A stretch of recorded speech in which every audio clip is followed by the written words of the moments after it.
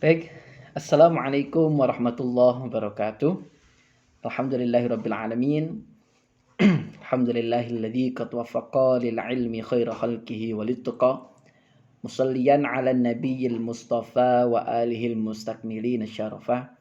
Alhamdulillah kita diberikan oleh Allah kesempatan baik, diberikan oleh Allah waktu, diberikan oleh Allah kekuatan.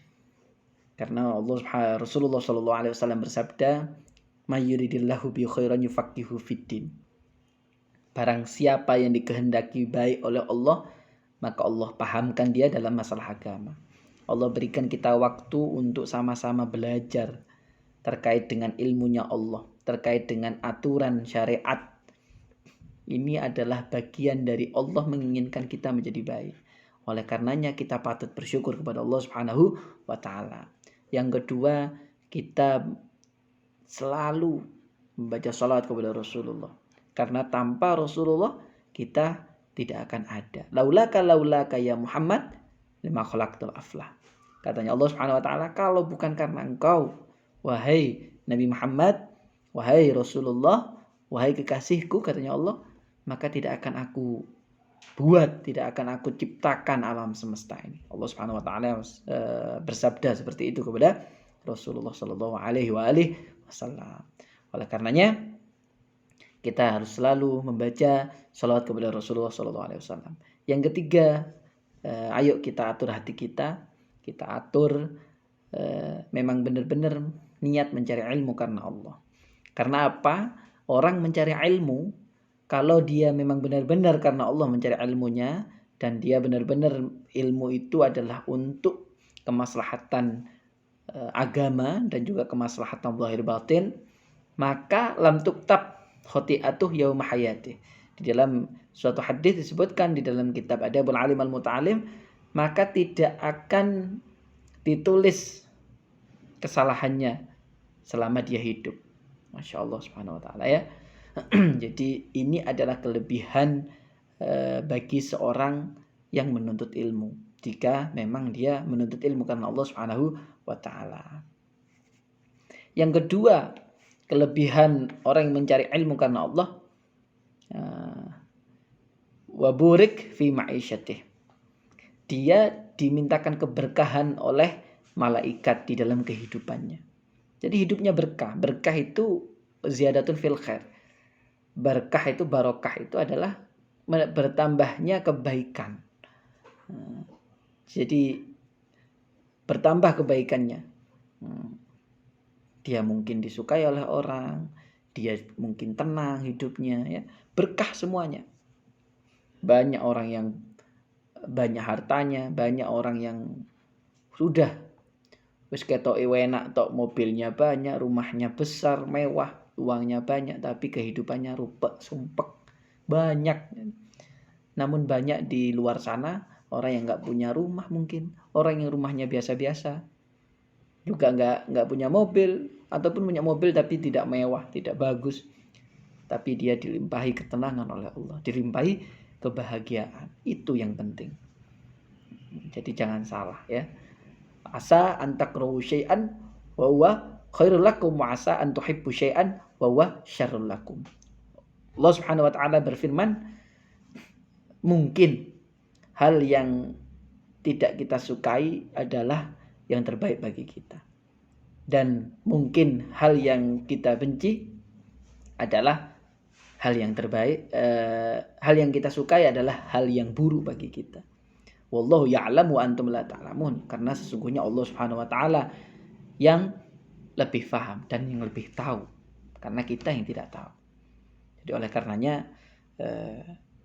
kita harus benar-benar mencari ilmu karena Allah Subhanahu wa taala. Baik, selanjutnya adalah terkait dengan zakat. Pengertian zakat dan filosofinya. Zakat merupakan salah satu pilar yang menjadi dasar berislam kita sebagai umat Rasulullah sallallahu alaihi wasallam.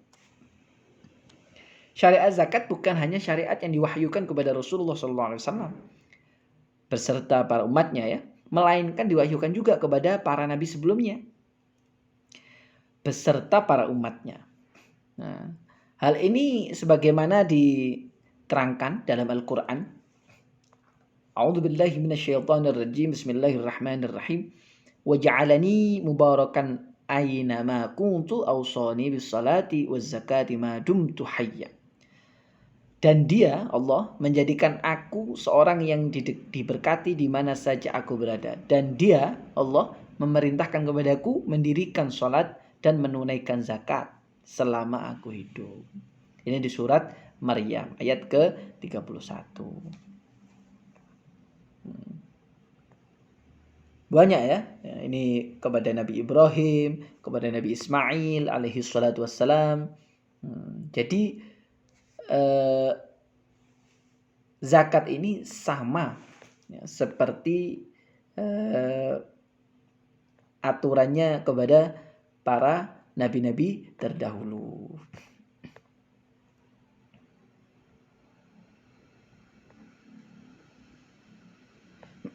Ya. Selanjutnya terkait dengan zakat ini, nah, dia mempunyai kedudukan khusus di dalam agama Islam. Zakat memiliki posisi yang tidak kalah penting dengan 5 pilar agama. Jadi bunyal Islam ala khams, ia merupakan syariat Islam yang menempati posisi setelah sholat. Walaupun kedudukannya berada setelah sholat dalam urutan 5 pilar agama Islam, kedua syariat ini tidak dapat dipisahkan. Di dalam Al-Quranul Karim sudah jelas banyak gitu ayat-ayat terkait dengan sholat, iqamis shalah, wa ita'iz zakah. Biasanya gitu. Nah, karena kedua syarat ini memiliki fungsi dan pemaknaan tersendiri, yakni bila sholat merupakan bentuk hubungan antara hamba dengan Allah Subhanahu wa taala, hablum minallah, kalau zakat itu memiliki fungsi hablum minannas, hubungan dengan manusia. Kedua hubungan ini yang harus kita jaga dengan baik. Duribat, Allah Subhanahu wa taala berfirman, duribat alaihimul maskanah aina ma thuqifu illa bihablum minallah wa hablum minannas. Bahwa kita ini harus menjaga dua hal, yaitu bagaimana kita bermuamalah kepada Allah Subhanahu wa taala, menyembah atau menghamba kepada Allah Subhanahu wa taala sebagai bentuk hablum minallah, dan juga hablum minannas, bermuamalah yang baik kepada sesama. Dalam argumentasi lain, kedua hubungan ini mutlak untuk dimiliki dan dibangun oleh seseorang hamba. Karena setiap individu pada akhirnya harus memahami bahwa segala bentuk rencana dan keinginan tidak dapat diwujudkan bila tidak ada ridha daripada Allah Subhanahu wa taala. Begitu pula dengan hubungan antara manusia, bila dia tidak berhasil membangun hubungan yang baik dengan manusia, maka hal itu juga dapat menjadi rintangan baginya untuk menjalankan kehidupan sosial di dunia ini dengan baik. Semisal di sekelilingnya memboikot dirinya, maka dia tidak berhasil memasukkan sesendok nasi pun kepada mulutnya. Nah, makanya Allah Subhanahu wa taala memerintahkan menegakkan sholat yang selalu diiringi dengan menunaikan zakat. Bahwasanya tidak percuma kita beribadah terus kepada Allah, sibuk diri kita sendiri kepada Allah, zikir sampai berpuluh-puluh juta, tidak keluar kamar, tapi kita melupakan amal perbuatan kita kepada sesama, percuma. Ya, percuma. Bahkan di suatu hadis disebutkan di dalam kitab Mawa'id Usfuriyah, ya, idkhal surur fi qalbi mu'min afdalu min ibadati sittina sanah. Rasulullah Shallallahu Alaihi Wasallam bersabda bahwasannya barang siapa yang membuat orang lain gembira atau senang, maka itu lebih baik daripada ibadah 60 tahun. Rasulullah Shallallahu Alaihi Wasallam bersabda di kitab Mawa'id Usfuriyah karangan Al-Habib Muhammad bin Abi Bakar Al-Masyhur.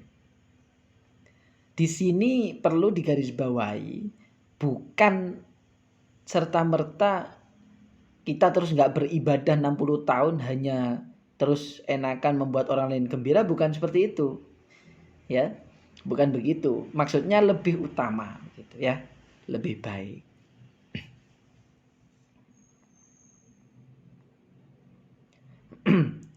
Selanjutnya terkait dengan zakat ini.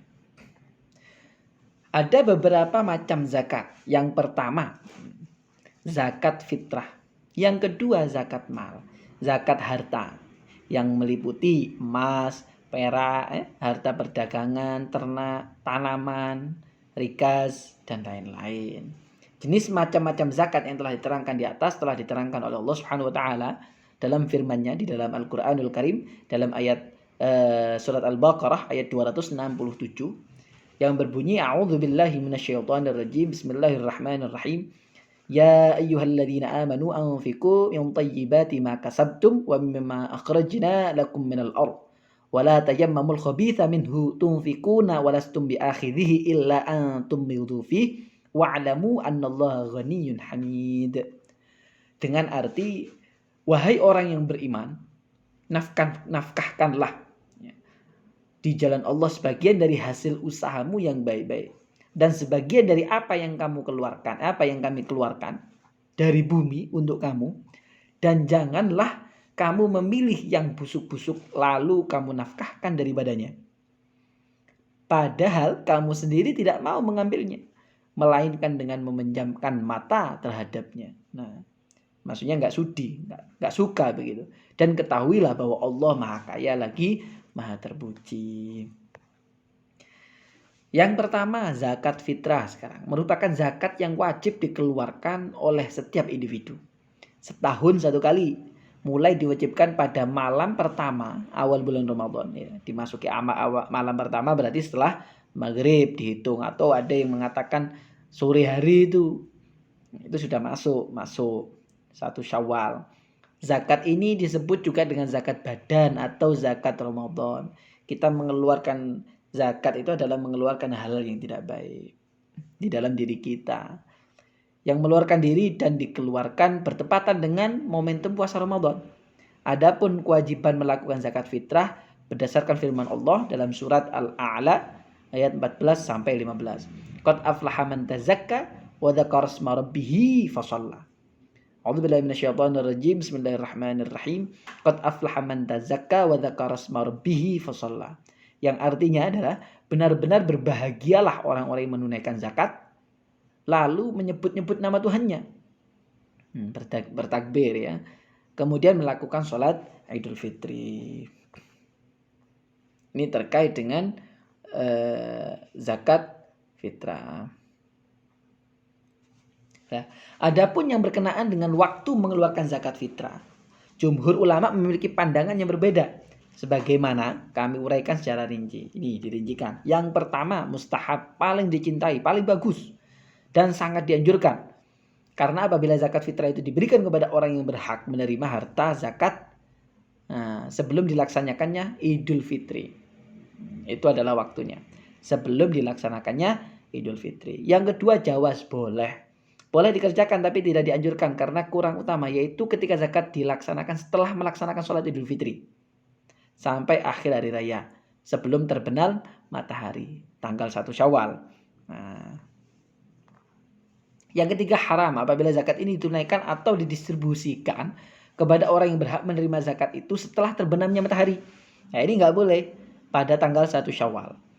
Hal ini berhukum haram karena ibadah zakat fitrah tidak diubahnya ibadah sholat yang setelah memiliki kaifiat pelaksanaan yang telah ditentukan oleh syarak. Apabila ada orang yang telah mengeluarkan zakat fitrah sampai telah terbenamnya matahari, maka pada tanggal 1 Syawal tetap wajib dikeluarkan walaupun berhukum haram.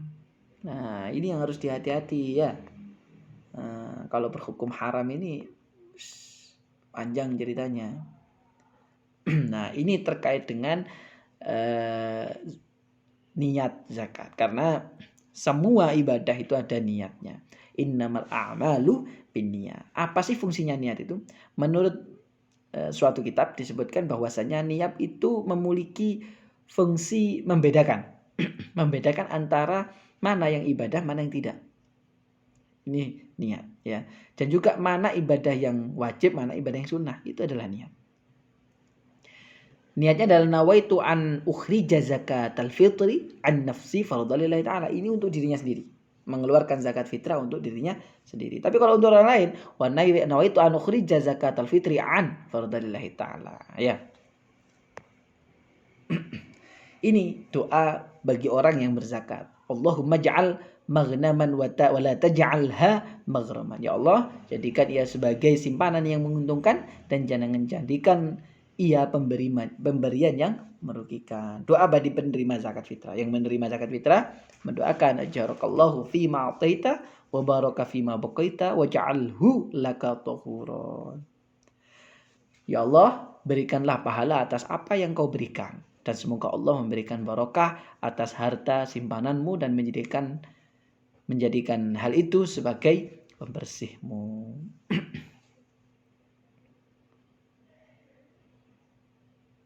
Nah, ini terkait dengan hal-hal yang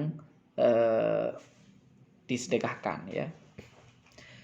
Dalam kitab Muhaddab halaman 165, Syekh Abu Ishaq Asy-Syirazi di Syafi'i menyebutkan bahwa ada tiga jenis biji-bijian yang dapat dipergunakan untuk menunaikan zakat.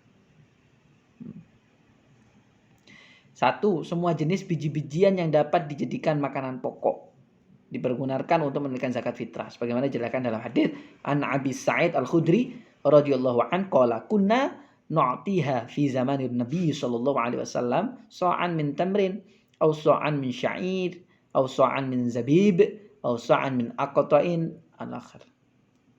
Ila akhirih maksudnya. Diriwayatkan daripada Abu Sa'id Al-Khudri radhiyallahu an, beliau berkata bahwa pada masa Nabi Muhammad sallallahu alaihi wasallam kami memberi zakat fitrah segantang dari makanan atau segantang kurma atau segantang gandum atau segantang anggur kering ya atau susu kering. Ini makanan pokok. Abu Ubaidah bin Harb memberi pendapat yang sedikit berbeda dan spesifik dengan orang yang berzakat muzaki, yang dimana beliau menjelaskan bahwa zakat itu hendaknya dikeluarkan dari bahan makanan pokok yang menjadi bahan makanan pokok dari orang yang akan berzakat tersebut ya. Dari orangnya, bukan dari daerah itu. Nah, yang ketiga Abul Abbas dan Abu Ishaq berpendapat bahwa barang atau benda yang dipergunakan untuk menunaikan zakat fitrah adalah barang atau makanan yang menjadi bahan makanan pokok pada suatu negeri. Nah, ini yang lebih luas lagi ya.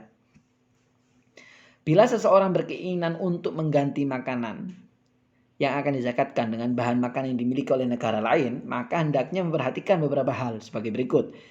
Yang pertama, akan berhukum sah apabila bahan makanan yang dimiliki oleh negeri lain itu lebih baik daripada bahan makanan yang dimiliki oleh negeri orang yang akan berzakat. Itu boleh. Ya. Tapi kalau tidak sah apabila jenis makanan yang dimiliki oleh negeri lain itu lebih jelek daripada makanan yang dimiliki oleh orang yang akan berzakat. Ini harus diperhatikan ya. Selanjutnya tujuan zakat. Memahami tujuan zakat adalah perintah Allah Subhanahu wa taala, hikmatut tasyri', maka kita harus menelaah beberapa ayat Al-Qur'an dan haditsnya yang menjadi dasar dari adanya ibadah ini. Hal ini harus kita utamakan menjadi tujuan dari perintah zakat selain kita menganalisa sendiri. Ya, jadi kenapa sih kok diharuskan zakat ini? Ini kita harus telaah dulu dari Al-Quran hadis sebelum nanti kita menilai sendiri begitu ya, menganalisa sendiri dari kenapa kok atau hikmah sebagaimana ini zakat ini. Allah Subhanahu wa taala berfirman dalam surat An-Nahl ayat 71 An-Nahl ya. A'udzu billahi minasyaitonir rajim. Bismillahirrahmanirrahim. Allahu faddala ba'dakum 'ala ba'din fir rizqi famal ladzina fuddilu biraddi rizqihim ala ma malakat aymanuhum fahum fihi sawa'un afi bi ni'matillahi yajhadun. Artinya, dan Allah melebihkan sebagian kamu dari sebagian yang lain dalam rezeki. Tetapi orang-orang yang dilebihkan rezekinya tidak mau memberikan rezeki mereka kepada budak-budak yang mereka miliki agar mereka sama merasakan rezeki itu. Mengapa mereka mengingkari nikmat Allah? Ya, berkenaan dengan ayat ini, sebuah hadis dikisahkan bahwasanya Sayyidina Umar radhiyallahu an pernah menulis surat kepada Abu Musa Al-Asy'ari berkenaan dengan pemahaman ayat di atas sebagaimana dijelaskan oleh Hasan Basri sebagai berikut. Nah, ini ya. Relalah engkau dengan rezekimu di dunia, karena zat Allah, zat yang maha pemurah, telah melebihkan sebagian dari para hamba-hambanya atas sebagian dari yang lain dalam rezeki. Sebagai ujian yang Allah pergunakan untuk menguji orang-orang yang dilapangkan rezekinya. Bagaimanakah kesyukurannya kepada Allah dan penunaiannya akan hak yang Allah telah wajibkan atasnya mengenai apa yang telah Allah berikan dan Allah lebihkan kepadanya. Dari ayat di atas ada beberapa pemahaman yang dapat kita simpulkan ya. Yang pertama, jumlah atau rezeki yang diperoleh oleh seseorang individu setelah mereka berusaha dan bekerja ditetapkan ditentukan dalam takdir Allah, itu semuanya adalah hal yang sudah ditetapkan oleh Allah Subhanahu wa taala. Dengan takdir yang telah ditentukan tadi, Allah Subhanahu wa taala bertujuan untuk ngecek begitu. Orang-orang yang telah diberikan rezeki ini membantu dan memberikan pertolongan kepada orang-orang yang membutuhkan ya. Nah, sehingga dengan bantuan dan pertolongan orang tersebut, orang kaya dapat memperoleh pahala yang banyak nanti di akhirat nanti. 3 orang-orang yang melarat dengan bantuan pertolongan orang-orang yang tadi sudah dilebihkan hartanya, dapat bersyukur dan memperoleh kesempatan untuk menghamba diri kepada Allah Subhanahu wa taala. Ya. Ini tujuannya. Hikmatut tasyri' ya. Sekarang hikmah dan faedah berzakat. Di dalam surat At-Taubah disebutkan, "Khudh min amwa a'udzubillahi minasyaitonir rajim. Bismillahirrahmanirrahim. Khudh min amwalihim shadaqatan tutahhiruhum wa tuzakkihim biha wa shalli 'alaihim in shalataka sakanul lahum wallahu samii'un 'alim."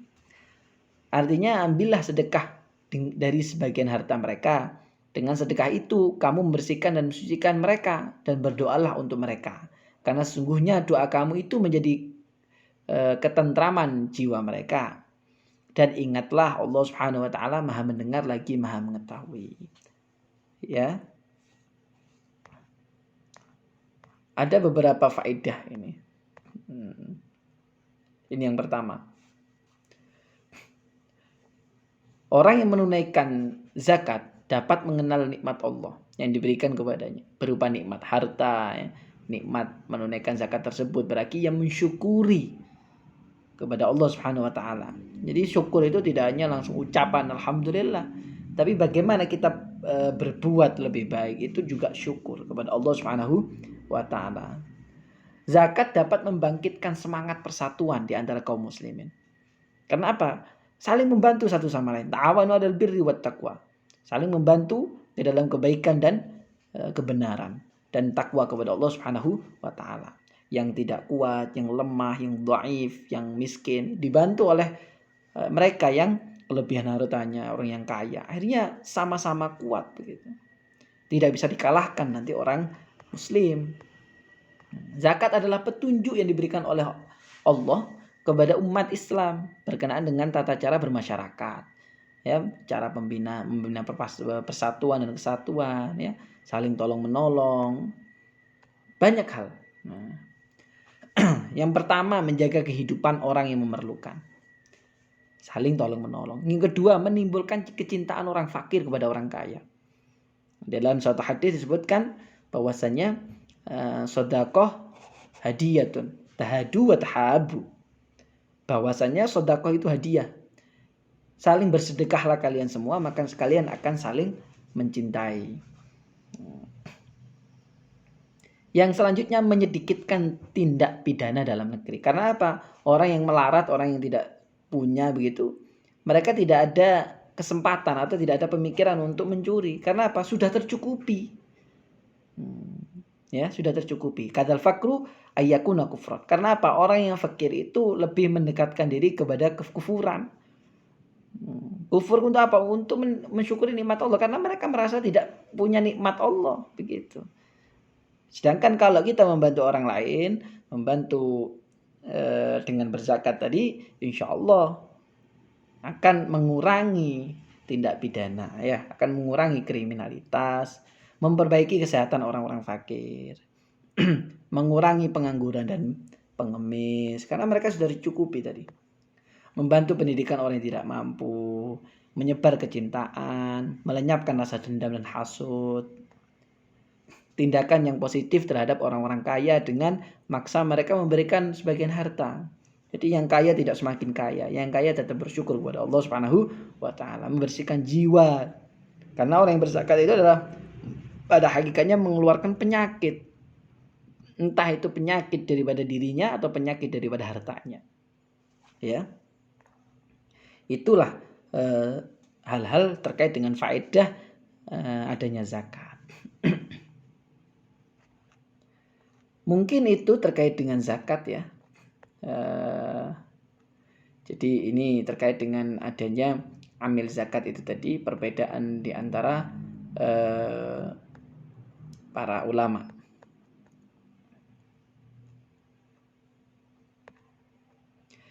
Terima kasih. Mungkin itu dari saya. Oh ini orang-orang yang berhak menerima zakat.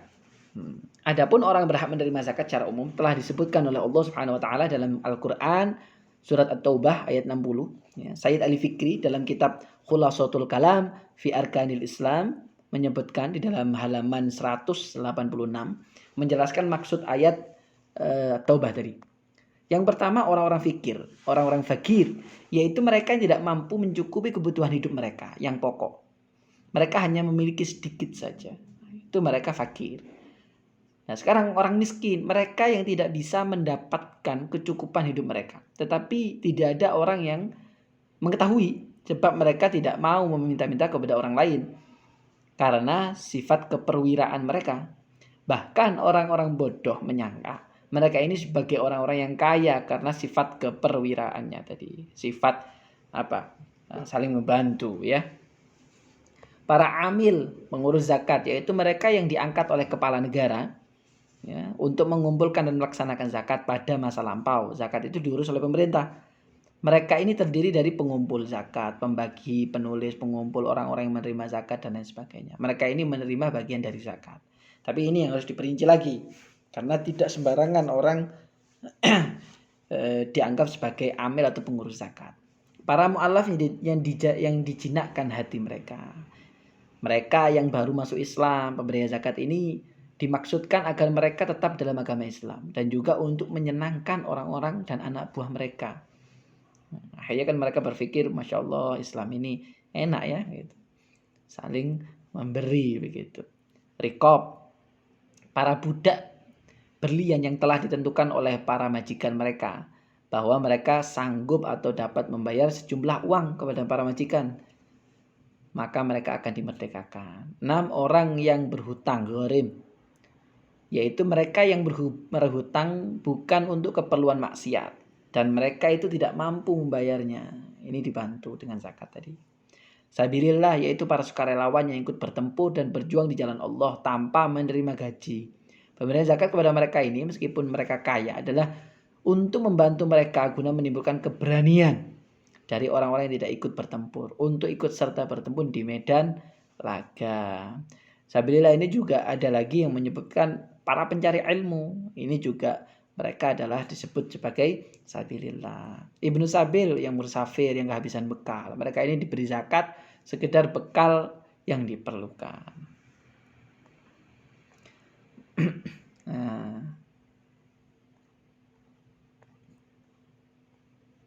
ini perincian tadi terkait dengan orang-orang yang menerima zakat tadi. Yang selanjutnya orang-orang yang tidak berhak menerima zakat. Yang pertama orang kaya pasti, baik karya harta ataupun kaya pekerjaan yang menghasilkan banyak uang. Nah, ini budak berlian, anak turun Bani Hashim, Bani Muthalib yang terkenal dengan nama Sayyid atau Habaib. Mereka tidak tidak menerima zakat. Orang-orang kafir ya, orang-orang yang nafkahnya ditanggung sepenuhnya oleh orang yang berkewajiban mengeluarkan zakat, orang-orang yang mempergunakan pemberian zakat untuk maksiat, ya, macam-macam zakat dan nisabnya alamat bisyifiyah an-nadriyah. Itu adalah macam-macamnya ya. Bahan ini sudah selesai. Mungkin itu dari saya ya. Terima kasih. Ini sebenarnya penting juga antara infak, sedekah, zakat dan hibah. Ini perbedaannya. Satu, zakat itu sifatnya wajib dan adanya ketentuan batasan jumlah harta yang harus dizakatkan dan siapa saja yang boleh menerima itu kalau zakat. Yang kedua, infak, sumbangan sukarela atau seikhlasnya. Nah, yang ketiga, sedekah lebih luas dari infak karena yang disedekahkan tidak terbatas pada materi saja. Itu.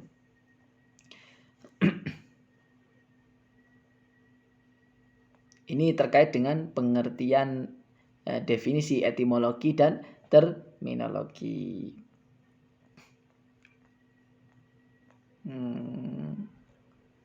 Nah, sekarang persamaan antara zakat, infak, dan sedekah. Zakat, infak, dan sedekah merupakan kebuktian iman kita kepada Allah Subhanahu wa taala dan sesama umat Islam. Kalau kita melihat dari penggunaan ayat Al-Qur'an, istilah sedekah, zakat, dan infak sebetulnya menunjuk kepada satu pengertian, yaitu sesuatu yang dikeluarkan. Zakat, infak, dan sedekah memiliki persamaan dalam peranannya memberi kontribusi yang signifikan dalam pengentasan kemiskinan. Ini poinnya adalah di sini ya.